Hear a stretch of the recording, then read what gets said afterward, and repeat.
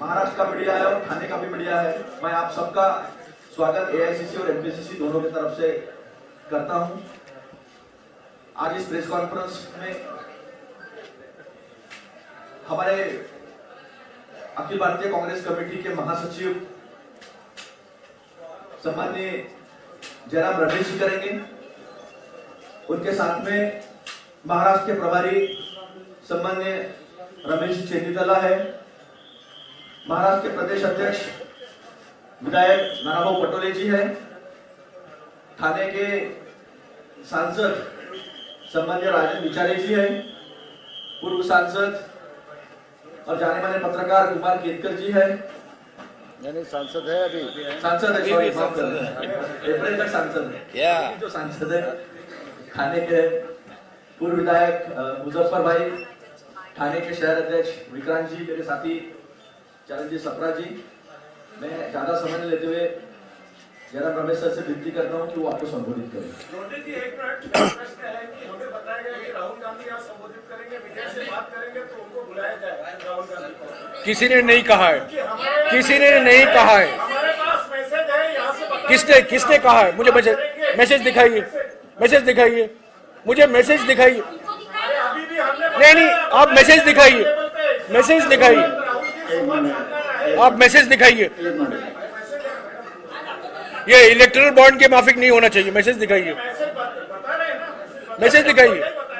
Erectile bond नहीं है ये, आप ये बताइए, मैसेज दीजिए।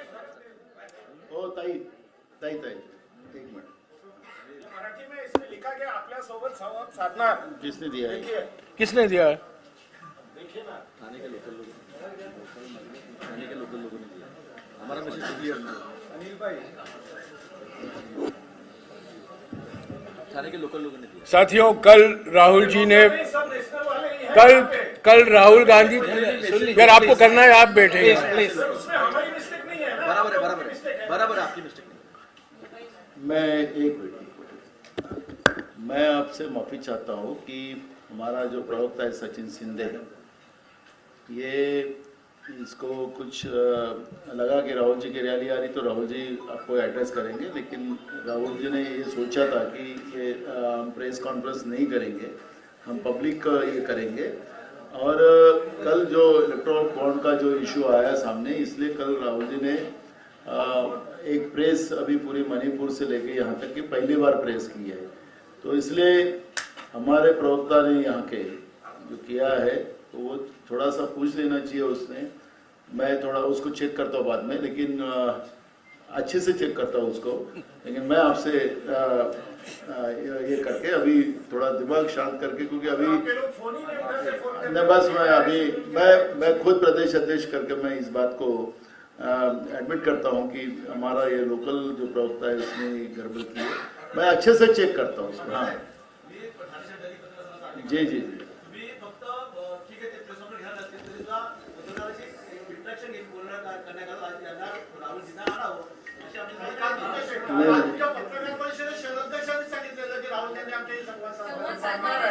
नाही मला मी काय बोलतो, ज्या गोष्टी या लेवलवर नाही आहेत, माझ्याशी कुठलाही यांचा संपर्क नाही, कुठल्या आमच्या प्रवक्त्यासोबत संपर्क नाही। आणि आम्ही जो तुम्हाला मेसेज केला आहे ना, हा मेसेज आम्ही ऑलरेडी सगळ्याच तुमच्याकडे आला असेल, हा ओरिजिनल आमचा मेसेज आहे। मी तुम्हाला सांगितलं की मी चांगल्या पद्धतीने चेक करतो, म्हणून दिलगिरी व्यक्त केली मी तुम्हाला। मी तुम्हाला लागेल, ठीक है। अच्छा ठीक आहे, आमच्याकडे लोकशाही आहे, ते चालतंय, पण थोडे 10 वर्षात प्रधानमंत्री कधीच पुढे आला नाही, त्याला विचारत नाही तुम्ही लोक। चला जाऊ दे, मला तिकडे जायचं नाही। चला, थँक्यू। अरे थँक्यू मेरे बॉस।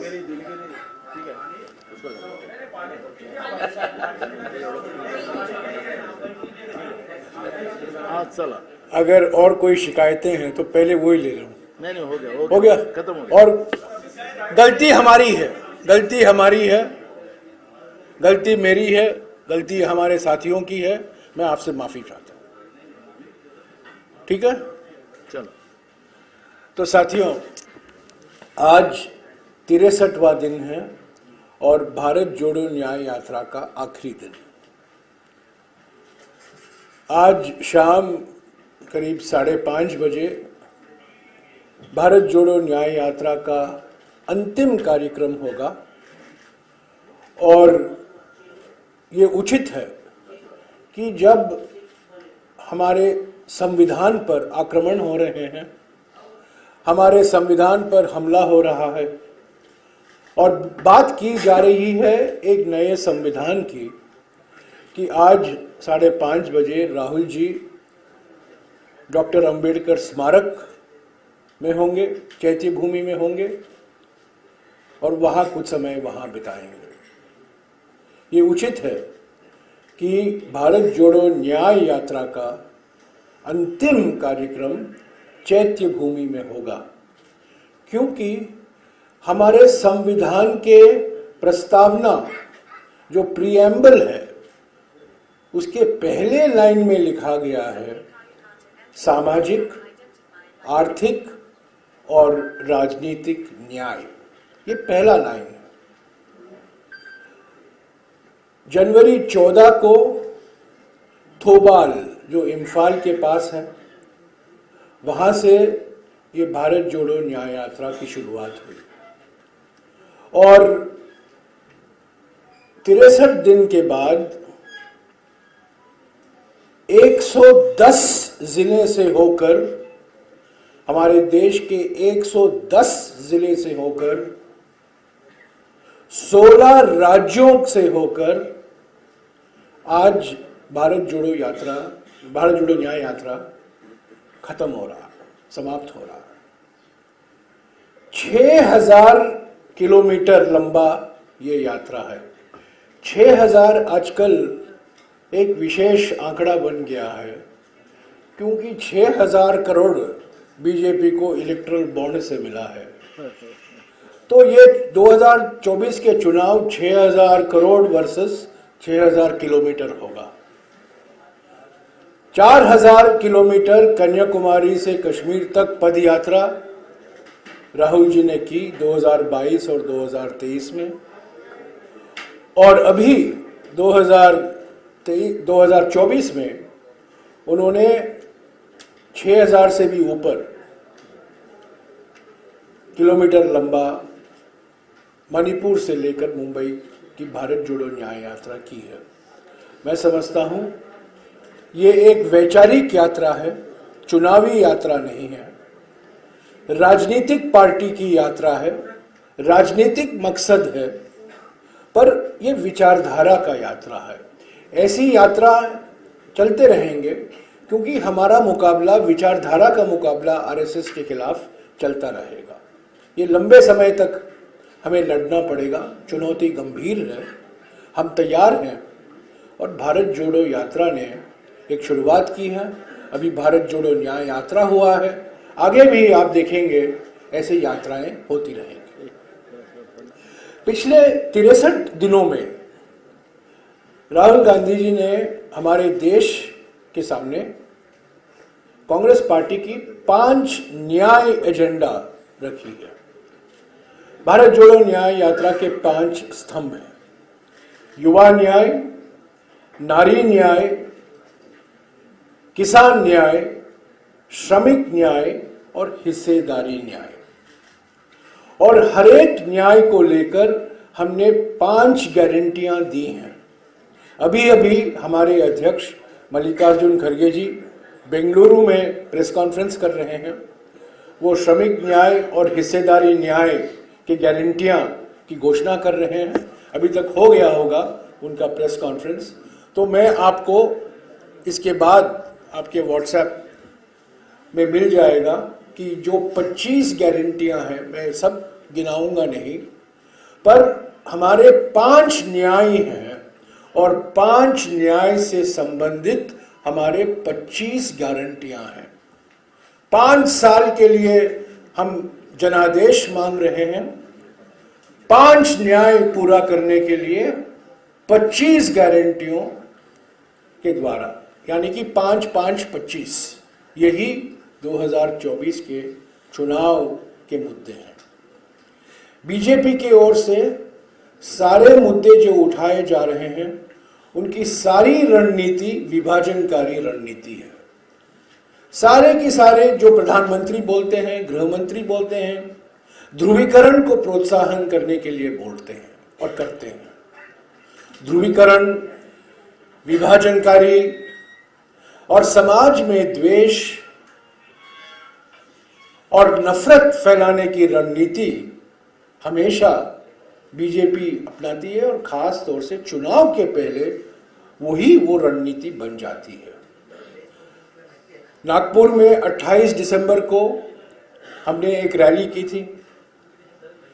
हम हैं तैयार, उस रैली का नारा था, और हम हैं तैयार। हम हैं तैयार चुनावी मुकाबला के लिए बीजेपी के साथ और विचारधारा की मुकाबला आरएसएस के साथ।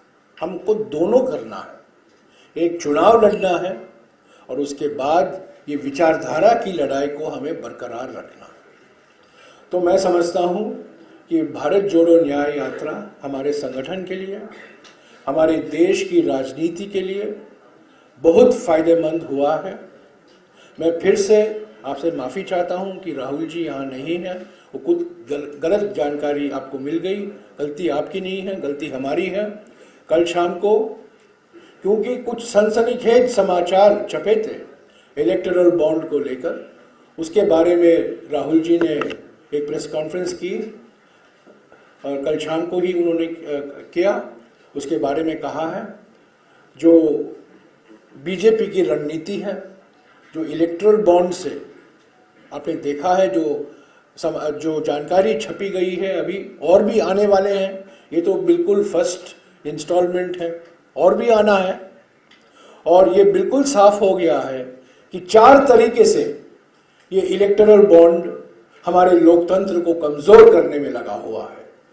तरीका नंबर 1 है चंदा दो धंधा लो। ये तरीका नंबर 1, चंदा दो धंधा लो। दूसरा तरीका हफ्ता वसूली, ईडी, सीबीआई, इनकम टैक्स छोड़ो और चंदा वसूली करो, तो हफ्ता वसूली। तीसरा रास्ता इलेक्टोरल बॉन्ड दिखाता है कॉन्ट्रैक्ट लो, घूस दो, रिश्वत दो। पहले कॉन्ट्रैक्ट ले लो, उसके बाद रिश्वत दे दो। और चौथा रास्ता फर्जी कंपनी, शेल कंपनी बनाओ ताकि उसकी जानकारी किसी को न मिले, और इस शेल कंपनी के द्वारा आप जो सरकार बैठी है, जो पार्टी हुकूमत में है दिल्ली में, उसको चंदा देते जाओ।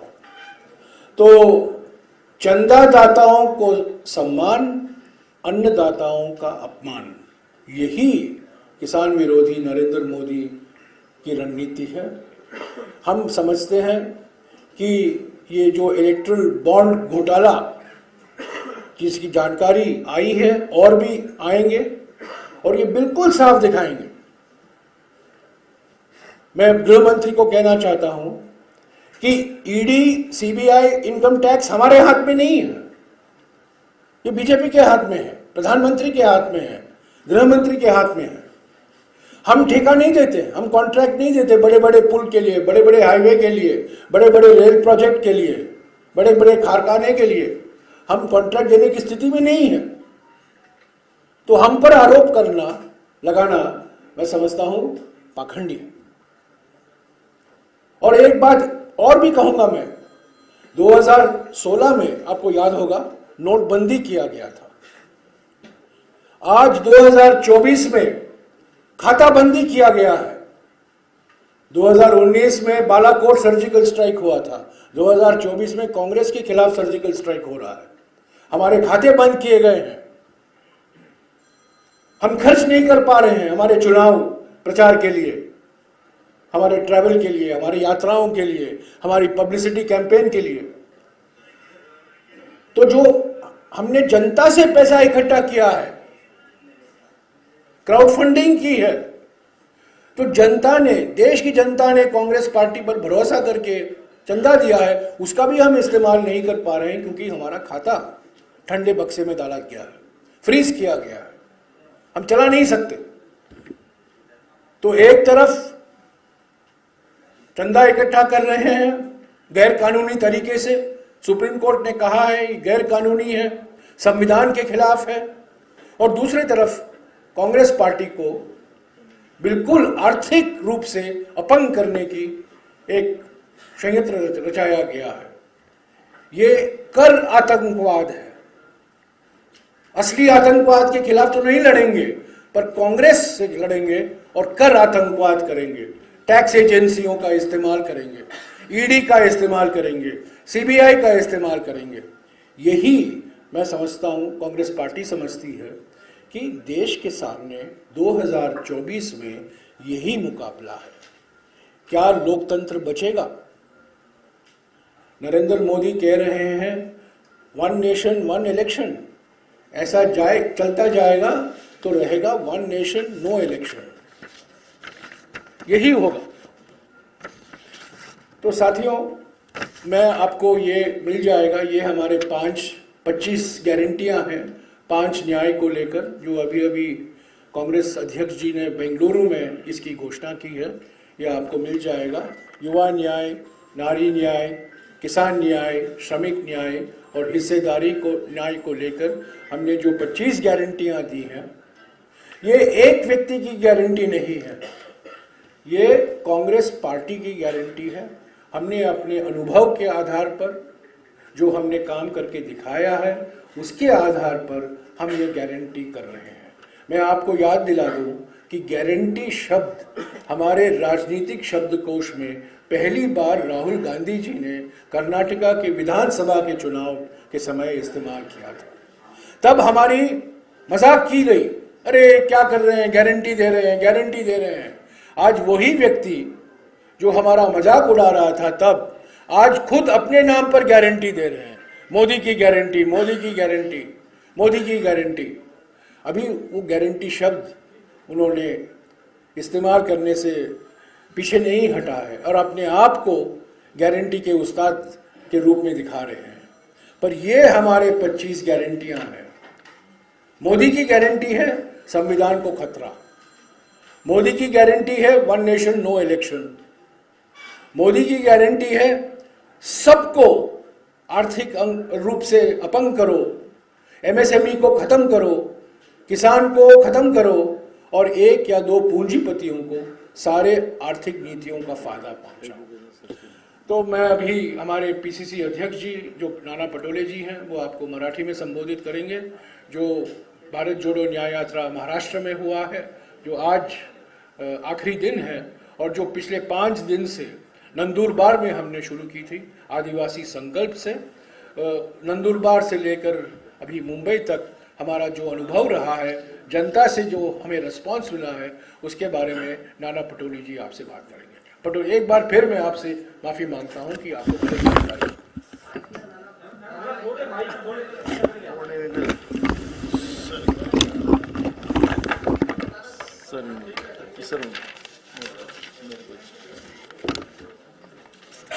एक मिनट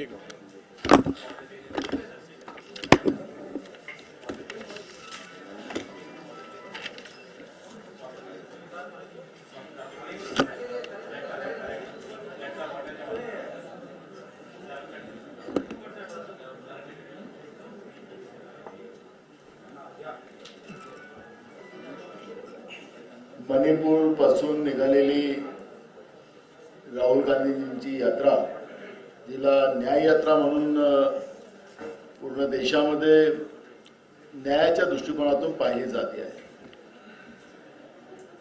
ज्याप्रमाणे मणिपूरहून जेव्हा यात्रा निघाली, राहुलजींना भाजपच्या अनेक राज्यामध्ये कशी वागणूक त्या यात्रेला दिली, कशी त्यांच्यावर गोटमार केली गेली, लाठीचार्ज कसा केलेला, ते आपण सगळ्या देशांनी पाहिलेलं आहे। भारत हा लोकशाही प्रधान देश आहे, पण या देशामध्ये सरकारच्या चुकीच्या धोरणाच्या विरोधात आपलं मत मांडण्याचाही अधिकार नाही, अशी परिस्थिती आपल्या देशात झालेली आहे। हे आपल्याला सगळ्यांना अवगत आहे आणि म्हणून मी आसाम असेल, अनेक राज्यामध्ये ज्या पद्धतीनं राहुल गांधींच्या ताफ्यावर गोटमार आणि लाठीचार्ज वगैरे झालेला आहे, त्याचा निषेध आम्ही करतो सुरुवातीलाच। आणि ही यात्रा तरी सुद्धा राहुल गांधीजी घाबरले नाही राहुल गांधीजींनी यात्रा सतत ठेवली. मंदिरात जायचे तर मंदिरातही त्यांना जाऊ दिलं जात नव्हतं, अशी पण परिस्थिती होती. धर्माचा ठेकेदार आम्हीच आहोत अशा पद्धतीचा त्या यात्रेमध्ये आपल्याला निदर्शनास आलं की तुम्हाला पूजा करायचा अधिकार नाही, फक्त आम्हालाच पूजा करायचा अधिकार आहे. अशा पद्धतीची सुद्धा भूमिका केंद्रातल्या भाजपच्या सरकारने या लोकशाही व्यवस्थेमध्ये निर्माण केलेली ही चित्र आपण पाहिलं. यात्रा आज आपल्या ठाण्यात आलेली आहे आणि यात्रा आज संध्याकाळी चैत्यभूमी या ठिकाणी 6 वाजेपर्यंत पोहोचणार आहे. तिथं मुंबईमध्ये मोठ्या प्रमाणात या यात्रेचं स्वागताची तयारी पण झालेली आहे. आपल्या महाराष्ट्रात आल्यानंतर महाराष्ट्रामध्ये सगळीकडे राहुलजींच्या या न्याययात्रेचं मोठं स्वागत केलं गेलेलं आहे, हे आपल्याला सगळ्यांना पाहायला मिळालेलं आहे. ज्याप्रमाणे या 25 गॅरंटीज माननीय राहुलजी आणि आमचे राष्ट्रीय अध्यक्ष मल्लिकार्जुन खरगे साहेबांनी दिलेल्या आहेत, या गॅरंटीज नाही तर या वॉरंटी सहित आहेत. या वॉरंटी शब्द याच्यासाठी वापरला की मोदींची 2014ची गॅरंटी, 2019ची गॅरंटी ही कधीच वॉरंटी राहिली नाही. आणि त्याच्यानंतर निवडणूक जिंकल्यानंतर त्यांनी सांगितलं की हमने तो जुमला किया था, हमने तो उद्योगपति का कर्जा माफ करने की बात की थी, हमने तो किसान का कर्जा माफ करने की बात नहीं की थी. 15 लाख रुपए गरीबों के खाते में डालने का वो तो जुमला था, 2 करोड़ युवाओं को नौकरी देने का वो जुमला था. तर म्हणजे सांगायचं तात्पर्य गॅरंटी हा शब्द जो आहे जे आज मोदीजी बीजेपी वापरत आहे ती गॅरंटी नाही, ती फक्त फेकूगिरी आणि जुमलेबाजी आहे. पण काँग्रेसने दिलेला या 25 गॅरंट्या ज्या आहेत ती पूर्ण वॉरंटी आहे आणि हे सगळे निर्णय लोकांच्या आशीर्वादाने केंद्रात इंडिया अलायन्सचं सरकार आल्यानंतर या सगळ्या पूर्ण करण्याची जबाबदारी ही काँग्रेस पक्षाची आहे. ही भूमिका आम्ही वॉरंटी सहित पूर्ण देशाच्या लोकांना सांगतो आहे. आज खऱ्या अर्थानं आपण पाहिलं की जी आता इलेक्ट्रॉनिक बॉन्डचा जो विषय या ठिकाणी उपस्थित झालेला आहे, जे मैं खाऊंगा नहीं ना खाने नहीं दूंगा हा नारा देणारे मोदीजी आता कुठे गेलेत? आता का चूप आहेत? आता आरोप नाही आहे. माननीय सुप्रीम कोर्टाने ज्या पद्धतीनं स्टेट बँकेला जे आदेश दिलेत आणि हे पैसे कोणी कोणी दिलेत त्याचं आपण उघडकीस केले पाहिजे. तरी अजून माननीय सुप्रीम कोर्टाचा आदेश सुद्धा ते पाळाल तर नाही. आता नंबरासहित पाठवा असं पुन्हा आदेश माननीय सुप्रीम कोर्टाला द्यावा लागला. आणि ज्या पद्धतीनं जे डिबेट झालं माननीय सुप्रीम कोर्टामध्ये तुम्ही पाहा, त्यांचे सरकारकडून हरीश साल्वे डिबेट करत होते. म्हणजे त्यांना अक्षरशः माननीय सुप्रीम कोर्टाने एक प्रकारची फटकार लावली की तुम्ही जे काही सरकारच्या वतीनं मांडताय त्याला तथ्य काय? आखरी जे तुम्हाला पैसे मिळाले ते कोणाकडून आलेले आहेत ते आपल्या देशाच्या लोकांना जाणून घेण्याचा अधिकार त्यांचा आहे. आणि आखरी जे लपलेलं त्यांचं जे पाप होतं ते आता उघडकीस आलेलं आहे. आपण पाहिलं असेल की कोरोनामध्ये लोक मरत होते, भयभीत होते, जीव चालला होता, माणसाला विसरलेली होती. लोक सेवाभावी लोक रस्त्यावर उतरून आपला जीव धोक्यात आणून आपण त्या पद्धतीनं लोक वाचवायचा प्रयत्न करत होते. त्याला 2 टाइमचं खायला देत होते. देश पूर्ण मानवतेच्या आधारावर उभा झाला. पण एकीकडे नरेंद्र मोदीजी ज्या वॅक्सिनेशन ज्या 2 कंपन्या ज्या आणल्या त्या लोकांनी यांनी यांना तर जागतिक पातळीवरून लोकांची डिमांड होती की आम्ही तुमच्या देशाला वॅक्सिनेशन देतो. पण यांनी शोधून 2 वॅक्सिनेशन कंपन्या आणल्या. त्यांच्याकडून पण या लोकांनी फंड गोळा केलेला आहे. एकीकडे लोक मरतात आहे, एकीकडे लोक मरत असताना सुद्धा त्या कंपन्यांकडून सुद्धा यांनी आपला पाठी चंदा जमा केलेला आहे. म्हणजे याच्यापेक्षा मोठं पाप काय होऊ शकतं? मला आठवत होतं की महाराष्ट्रामध्ये जेव्हा आघाडीचं सरकार होतं त्या आघाडीच्या सरकारच्या वेळेस हे कोरोनाचा प्रकार त्या काळात चालला होता. आपण रेमडेसिवीर इंजेक्शन ते अत्यावश्यक आहे असं, कारण की तेच ठरवायचे कुठली औषध द्यायची काय द्यायची. आता मोदी साहेब डॉक्टर पण आहेत, त्याच्यामुळे त्यांची जे काही असेल त्यांनी जे काही ठरवून दिलेलं होतं त्याच्याच आधारावर औषधी द्यायच्या. रेमडेसिवीर इंजेक्शन घेतलंच पाहिजे. आणि त्या आधारावर रेमडेसिवीरचा काळा बाजार करणारे गुजराती व्यापारी या राज्यामध्ये ट्रकोनं काळा बाजार करत होते. जो इंजेक्शन मुश्किलनं 150-200 रुपयाचं इंजेक्शन लोक 50-50 हजार रुपयाला घेत होते. आणि गुजरातचा व्यापारी काळा बाजार करत होता. त्यावेळेचे विरोधी पक्ष नेते देवेंद्र फडणवीस आणि ते प्रवीण दरेकर हे दोघे जण रात्री 2 वाजता जाऊन पोलीस स्टेशनमध्ये त्या काळा बाजार करणाऱ्या गुजराती व्यापाऱ्याला ते सोडवायसाठी गेले. पूर्ण देश तमाशा पाहत होता.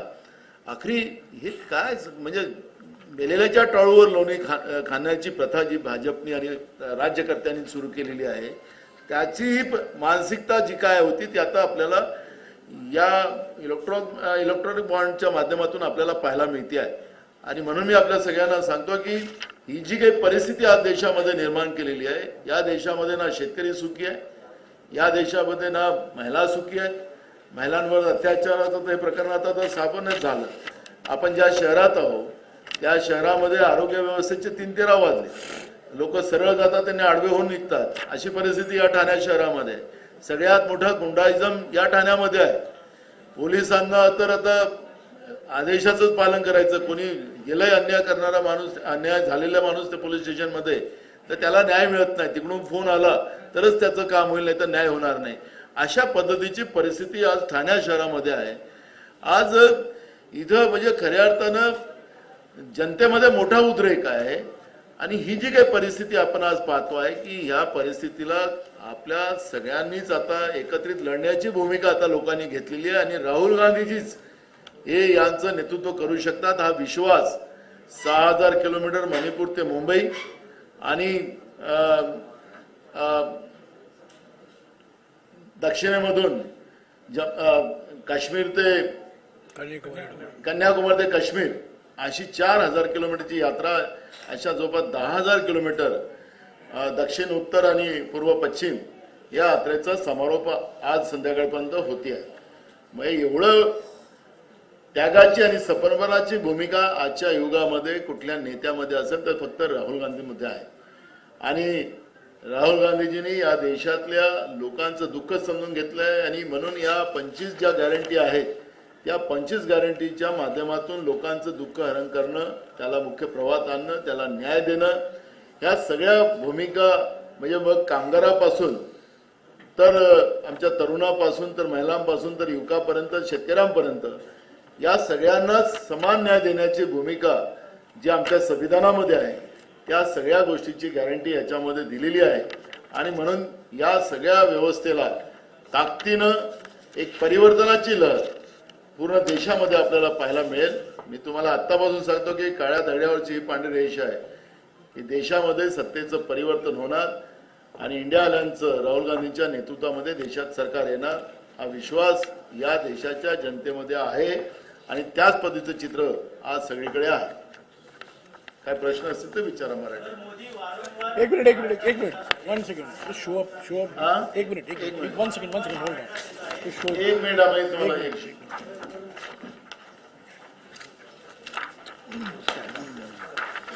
25 गॅरंटीचं एक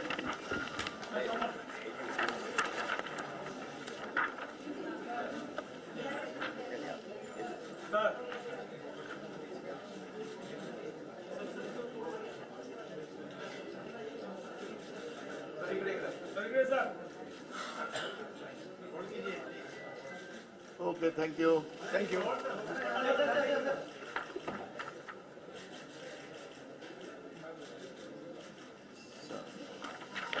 हा काय म्हणाला?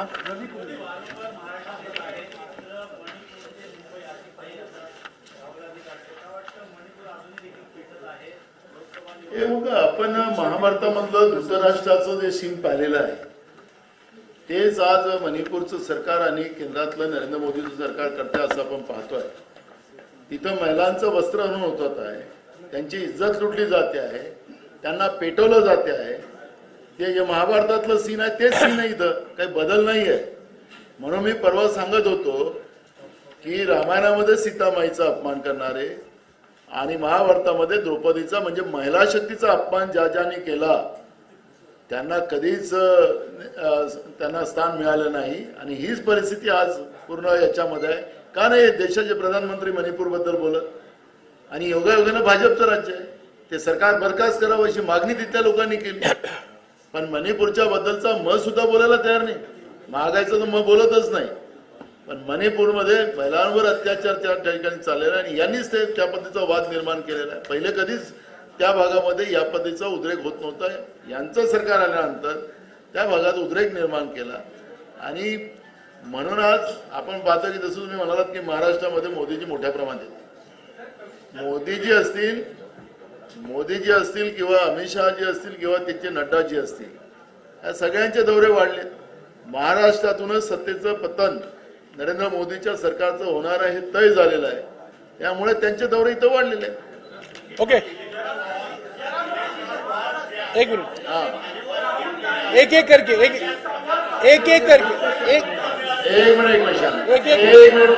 मिनिट यांचा प्रश्न होता, यांचा हा बोला.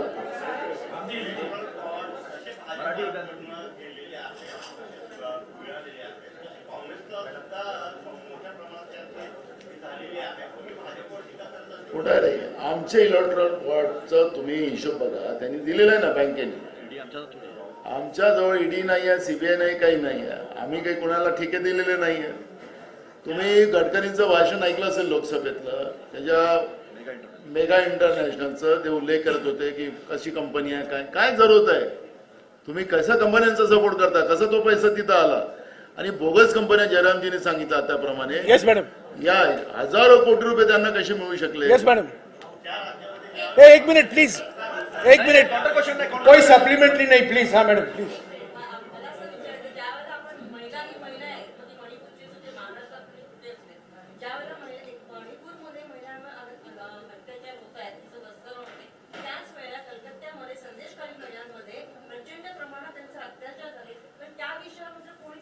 बघा, काँग्रेसने त्याच्यातली भूमिका मांडलेली आहे. देशामध्ये जिथे जिथे मग उत्तर प्रदेश असेल, इव्हन राजस्थानमध्ये सुद्धा आमचं सरकार होतं, तिथं झालं तरी राहुलजींनी त्या गोष्टीची निंदा केली. मुद्दा असा आहे की महिला कुठल्या असो, आम्ही मातृशक्तीला मानणारी व्यवस्था आपल्या देशातली आहे आणि काँग्रेस ती गोष्ट मान्य करते. आमचं सरकार असेल आणि तिथं काही झालं तरी आमच्या सरकारमध्ये अनेकदा मुख्यमंत्री बदलवून टाकले, एखादी चूक झाली तर. तुम्ही बघा ना, आता यांचं काही नाही, त्यांना ठेवायचंच आहे, ते चांगलं करतात असं त्यांना वाटतं.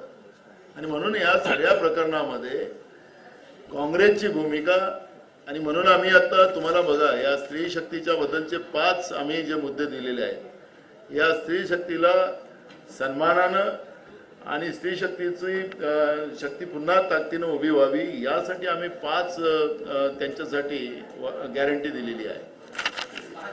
एक मिनट प्लीज, एक मिनट. मणिपुर के बारे में सवाल उठा है, मैं आपको जवाब दूंगा.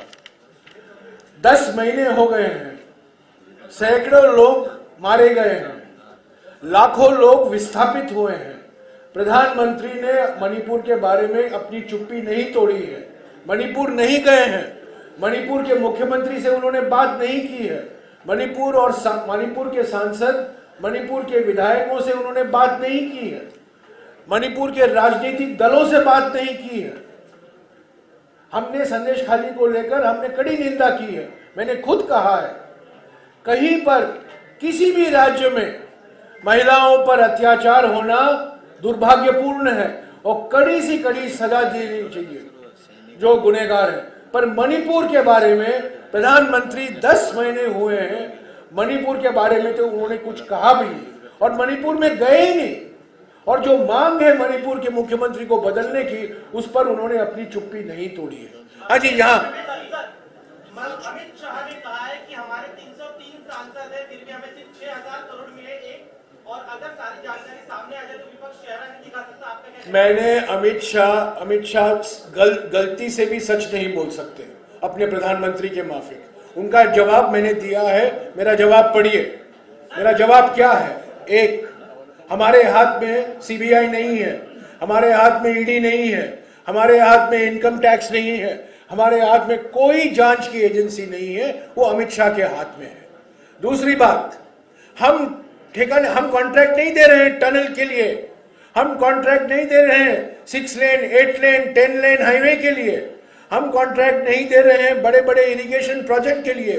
ये मोदी सरकार दे रही है, कांग्रेस पार्टी नहीं दे रही है. हाँ, 1-2 राज्य में हमारे सरकारें हैं, कॉन्ट्रैक्ट करते हैं, पर उनको साबित करना चाहिए कि क्या इलेक्ट्रल बॉन्ड और उन जो कॉन्ट्रैक्ट दिया गया है उनके बीच में क्या रिश्ता है. देखिए, वो जानकारी तो एसबीआई ने नहीं दिया। अभी सुप्रीम कोर्ट ने कल कहा है कि ईसीआई को हर एक बॉन्ड का नंबर देना चाहिए। जब वो नंबर दिया जाएगा, दूध का दूध, पानी का पानी साबित हो जाएगा। दूध का दूध, पानी का पानी। 6,000 करोड़ रुपया भारतीय जनता पार्टी को मिला है। ये बॉन्ड जनता पार्टी है, भारतीय जनता पार्टी नहीं है। क्या जी, एक मिनट आ रहा हूं।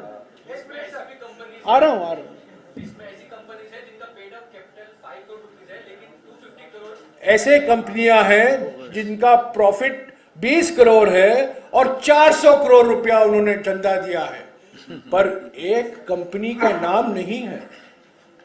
आपने देखा होगा, दुनिया देश भर के कंपनी का नाम है, पर एक कंपनी का नाम नहीं है। पर उस कंपनी को कोई ईडी, सीबीआई और इनकम टैक्स देने की जरूरत नहीं, उस पर कोई कार्रवाई करने की जरूरत नहीं, क्योंकि वो तो मोदी की इन हाउस कंपनी है। उनमें से चंदा लेने की क्या सवाल है, वो तो इन हाउस कंपनी है। होता नहीं है। आप 11,000 किलोमीटर राहुल गांधी जी के साथ यात्रा संपन्न कर रहे हैं। इस यात्रा के दौरान आपको क्या फील हो, कितनी सीटें कांग्रेस की आ रही है? सॉरी, क्या सवाल? कितनी सीटें आपको लग रहा है कि कांग्रेस की आ रही है? आपने मुझे सुना नहीं। पहले मैंने कहा भारत जोड़ो यात्रा, भारत जोड़ो न्याय यात्रा सीट के नजरिए से नहीं निकाला गया है। चुनावी यात्रा नहीं है, राजनीतिक यात्रा है। हम एक राजनीतिक पार्टी है, एनजीओ नहीं है, सन्यासियों का संगठन नहीं है। हम राजनीतिक पार्टी हैं। राजनीति में अनेक मकसद होते हैं। राजनीति में चुनाव लड़ना एक मकसद होता है, राजनीति में विचारधारा का मुकाबला करना एक मकसद होता है। भारत जोड़ो यात्रा, भारत जोड़ो न्याय यात्रा चुनावी यात्रा नहीं, वैचारिक यात्रा है, विचारधारा की यात्रा है। और हमारे संगठन को बूस्टर डोज देने के लिए हमने बूस्टर डोज दिया भारत जोड़ो यात्रा के समय, और भारत जोड़ो न्याय यात्रा के समय भी मैं समझता हूं और मैं विश्वास के साथ कह सकता हूं, आज मैं कहूंगा, भारत जोड़ो यात्रा में और भारत जोड़ो न्याय यात्रा में महाराष्ट्र सबसे ऊपर के स्थान में है। जिस तरीके से हमारे संगठन ने काम किया है, जिस तरीके से पब्लिक का रिस्पांस मिला है हमें भारत जोड़ो यात्रा के समय और आज पिछले कुछ दिनों में भारत जोड़ो न्याय यात्रा के समय, चुनाव हम जीतेंगे, चुनाव हम हारेंगे, वो वास्तविक है, पर मैं इसको चुनावी चश्मे से नहीं देखता हूं, मैं इसको विचारधारा की चश्मे से देखता हूं। सर जी, अमित जी, आपसे सवाल है कि अभी जो कांग्रेस की लीड जारी हुई है उसमें से राहुल गांधी जी वायनाड से चुनाव लड़ेंगे और अभी सोनिया गांधी जी राज्यसभा के लिए चुनी गई है। तो गांधी फैमिली की जो ट्रेडिशनल सीटें थी अमेठी और रायबरेली, यहाँ से कांग्रेस गांधी फैमिली से कोई चुनाव लड़ेगा या कोई कांग्रेस के सामान्य कार्यकर्ता? ये इस प्रेस कॉन्फ्रेंस का विषय नहीं है। मैं सिर्फ आपको राहुल जी ने क्या जवाब दिया कल शाम को वही दोहराऊंगा। एक पत्रकार ने उनसे पूछा, क्या आप अमेठी से लड़ने वाले हैं कि नहीं, और राहुल जी ने जवाब दिया, मैं कांग्रेस का वफादार सिपाही हूं, जहां कहीं सीईसी मुझे कहता है लड़ने को, मैं वहां से लड़ूंगा। आज yes Archana,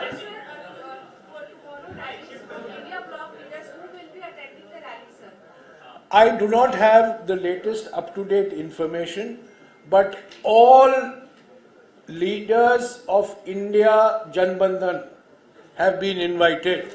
All leaders of existing members and prospective members have also been invited. नहीं, आपका सवाल हो गया यार, एक पत्रकार एक सवाल। One nation, one election, one journalist, one question. हाँ जी।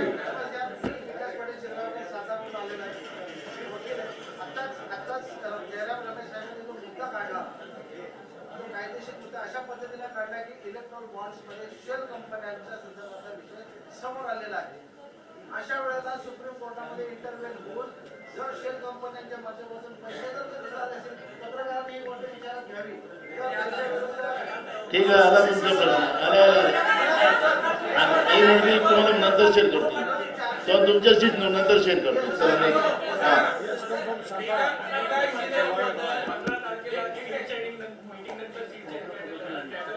नहीं, एक मिनट उसका क्या है? Prakash Ambedkar has been invited for tomorrow's meeting. Has been invited? He's coming?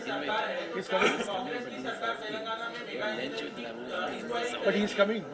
He has given letter that he will be नहीं, हमें क्या जवाब है? हम लोग बिल्कुल हमारी सरकार करेंगे. इनके पास पैसे कहाँ से आए, कैसे हुए, इतना पैसा जो अभी सामने आया है, इसलिए तो उसके नंबर जो डिक्लेयर करने के लिए बोली गई है सुप्रीम कोर्ट ने, वो जब तक सामने नहीं आता तब तक अपने को कुछ नहीं कर सकते.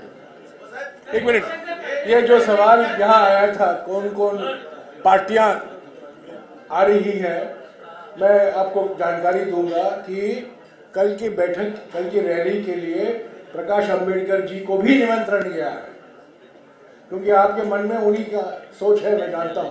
प्रकाश अंबेडकर जी को भी निमंत्रण गया है और मेरे सीनियर साथी रमेश चरितला जी मुझे जानकारी दे रहे हैं कि वो आएंगे.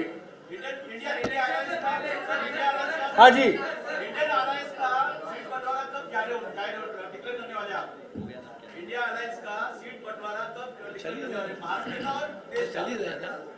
जो सब चल रहा है, कुछ सीटें हमने चाहे डिक्लेयर कर दिया, कुछ सीटें अभी होगा. अभी आज इलेक्शन डिक्लेयर हो जाएगा, कल हमारी राहुल गांधी जी की यात्रा का समारोह बने होगा, उसके बाद में फटाफट करेंगे. हम लोग बिल्कुल तैयार है,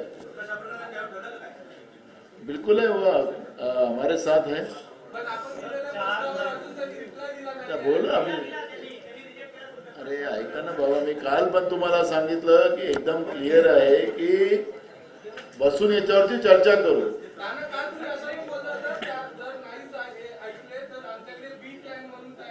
असं नाही म्हटलं मी. असं केव्हा म्हटलं? ये ले लो सबसे. असं नाही म्हटलं. गलत है. नाही, आम्ही बोललोच नाही. आम्ही काल पण मी बोललो की प्रकाश आंबेडकरजी त्यांना जे पत्र दिलं होतं त्यांच्या न्यायालयाच्या मीटिंगचं आता राहुलजींच्या 17 तारखेला त्यांनी स्वीकारलेलं आहे, ते येणार आहेत असंही पत्र त्यांना रिप्लाय आम्हाला आलेला आहे. आणि राहिलं जागा वाटपाचा विषय तर त्यांच्याशी बसून चर्चा. हाँ जी, नहीं, अभी वो कोई प्रोग्राम नहीं.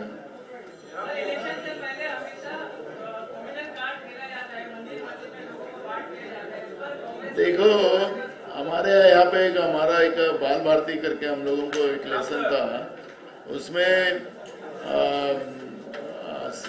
लांडगा आला रे आला. अभी ये बीजेपी का अभी बकरी खाने का समय आ गया है. अभी वो कोई चलेगा नहीं. लोग समझ गए हैं, लोगों को पता है कि बीजेपी बार बार धन के आधार पर राजनीति करती है और मुद्दों से हटाती है. अब लोगों ने समझ लिया खेल इनका. इस बार उनको करने दो, अब उसी में वो लोग फंसेंगे. शुक्रिया साथियों. लंच है क्या उनके लिए? लंच है आपके लिए भोजन.